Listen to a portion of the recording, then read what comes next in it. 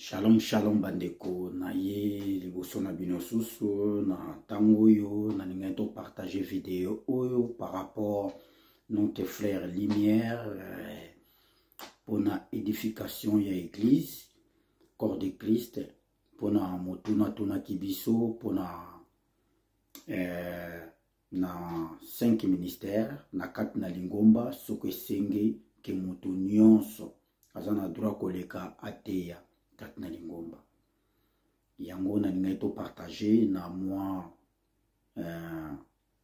petite connaissance o ngai na zana yango na ninga pe na participer parti nanga ne pe bande ko musuba ko participer na za pe na posa ba participation na bino po ekosunga biso nyonso to kola na vie chrétien tozali apona tosungana biso na biso nyonso tozana basali na nzambe bazana biso pe ba participera kat na ligne tozana ba servante ya nzambe ope bazo participer kati na chaîne oyo lokola pasteur Daniel na pesi mbote bisika zali na molonga na ye mwasi na ye mama pasteur na ebiki bako partager pe na kati na sujet o epesa milibiso na frère na biso papa na biso Lumière ngai na ngaki to partager quelques versets moi quelques idées ou ngana zui par rapport à motuna yango na lingaki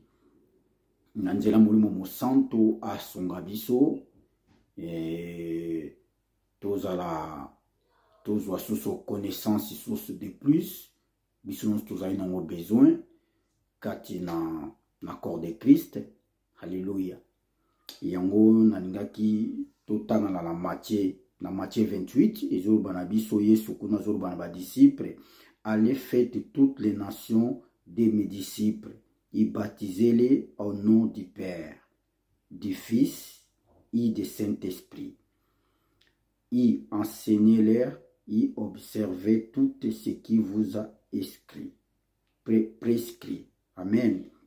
Et voici, je suis avec vous tous les jours jusqu'à la fin du monde. Amen. Biso tozo ba disciple Yesu Masia. Ndenga lobaki na bango, ndenge pe azoloba na biso. Verset oyo ezapona biso nyonso na ba oyo bayambi Yesu kola mokonzi pe mobikisi. Tokende. Alléluia. Tokende kosala ba nation ba disciple Yesu. Par là, angolobani tokende koteya bato bakuma ba disciple Yesu Masia. Koteya pese milibiso nyonso tokende koteya. Alléluia.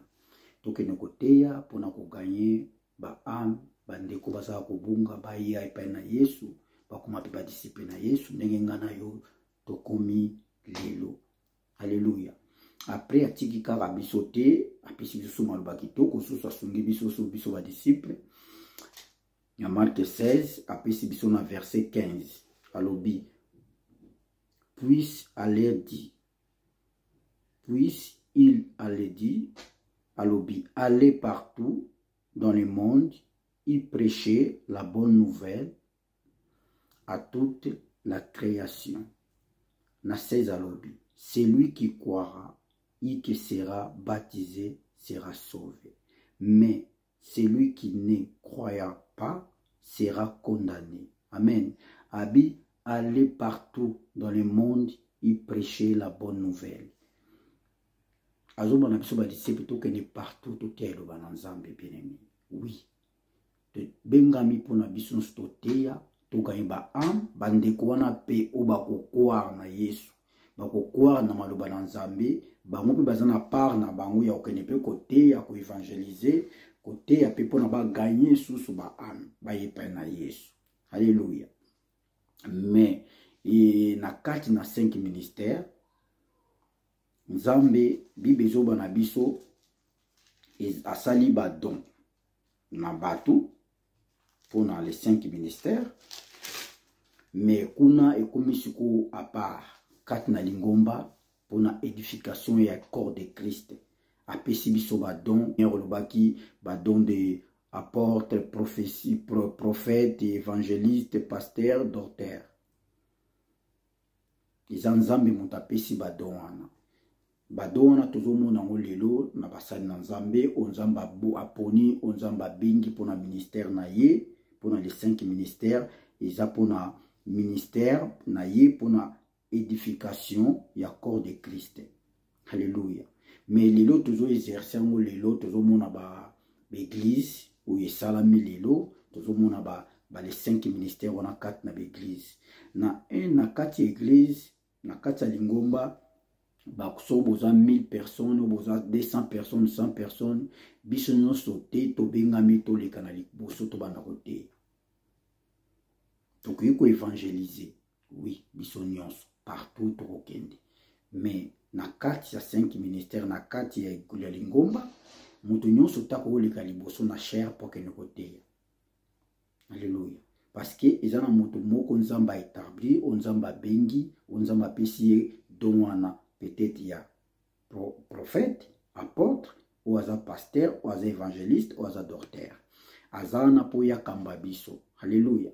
Ayebi pe ako kamba kosala tous les 5 ministères na 4 églises ye moko te. Aza toujours na po sabato.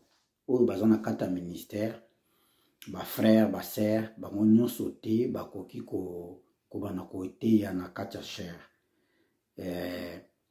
Bakozala wana fur et à mesure bakoumela na 4 na lingomba bakokota na ba département na 4 lingomba tozana ba groupe oisalama na 4 lingomba protocole gaillard d'âme ba osa kota groupe ya ba mama ba groupe ba diacre ba choriste ba chante bazana ba département na 4 ministère et corps de Christ babanda ko travailler à partir de bana ko travailler soki bazana ba grâce ya nzambe kati na bango bazana ba don wana ekobima fur et à mesure bakotambo na ko banga nzambe bako exercer na musala na kolo na kati église to komona plus tard ba grâce wana ekobima mosali na nzambe oyo baponaki o azawana onzamba pona o établi kat na lingomba wana akoyeba kozwa bango ba participer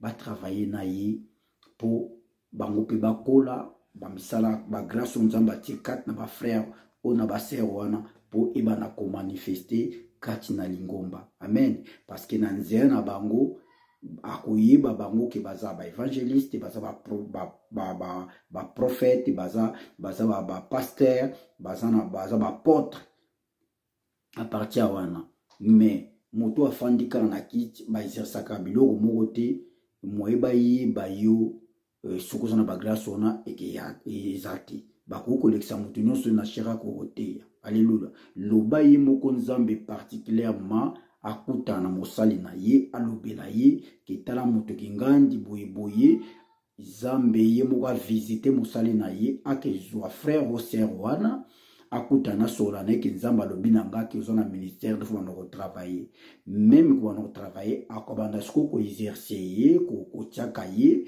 po abanda kokola banda ko yeba ndenge nini ya kosalela nzambe akokota baku ya ba affairement na kati na église et tout ça pour abanda ko partager lo bananzambe. Alléluia. Woni za ba procédure mon sous bien aimé ya on a kati lingomba bakozwa kate grâce yo apôtre yo diaconesse ou diacre ou muta protocole ou intercession bana moli kaka liboso bana koteya ekoki kosala mandengo wana te bakocha pour te quitter na chair abana koteya. Alléluia. À partir bana ko exercer na ba département bino bozali à partir wana ba département na bana nzambe bakomona ba grâce o nzambe acha kati na bino tant bozo exercer après nzambe akoyeba ko bimisa bino parce que nzambe grâce na imo ta ko tout faire yango azati ata eumeli suka ko bimisa yo parce que ta quelque chose ya nzambe yango na ngana lo papa lumière et bakolekisa moto nyonso tabana kotea na kati ya lingomba que évangéliser libanda oui mais na kati ya lingomba kaka boyimba ambazo ndo teya ti soki eza ndenge wana nayebi te parce que bapaster mosusu basalela yango, baapôtre mosusu peut-être, je sais pas, parce que lelo tokomi na ntango na suka, tozomona bible baye na biso na mikolo na suka, tokomona bafaux apôtre, bapo évangéliste, bato mingi baya na kombo na Yesu bakosala miracle, makambo ebele. Yesu ye moko ayebisaki biso deja, tokomona bango. Mais problème eza na seraki baza ya faux o baza ya malamu. Na kati ya malamu ya faux pe bazali. Yango tozomona ba dégâts parce que babengami te, baza na ba grâce wana te, ba don wana to nzambe apesi mpona bato na ye, bango bandosala selon bango. Selon ba connaissance, pas selon appel ya nzambe, o nzambe aponaki bato na ye, bana na ye, basali na ye po basalela ye. Bango nzambe abengi bango te na les 5 ministères, abengi bango te na corps de Christ, mais bango baye bango moko par rapport à connaissance, par rapport à étude basali, par rapport à théologie bakoti, baye bango moko. Wana yango tozomona ba dégâts yango lelo, batandengo na tongo ki kokota pa na bango, baza pe capable ya kozwa yo, batie yo kaka ndengo wana parce que baza na ba intérêt moko boye, selon bango mais pas intérêt na nzambe. Mais na ba oyo baza appelé ba na nzambe ya solo, bakosala biloko wana te. Alléluia. Bakolinga moto ya koleka te ya azala vima na appel na nzambe, pe azala moto vima azobanga nzambe. Alléluia. Pe po akende liboso musala na kolo ekende liboso. Parti na ngana ningana participer yango na faire lumière, na ibande musu ba participer, pour tous quelque chose na part na bino. Nzambe abatela biso, nzambe apesa biso bonne santé, apesa biso makasi, mulimo mosanto azala na biso. Tokutana prochaine fois na ba vidéo na ba sujet musu ekopesama. Wana botikali bien. Shalom shalom pona biso nyonso. Au revoir.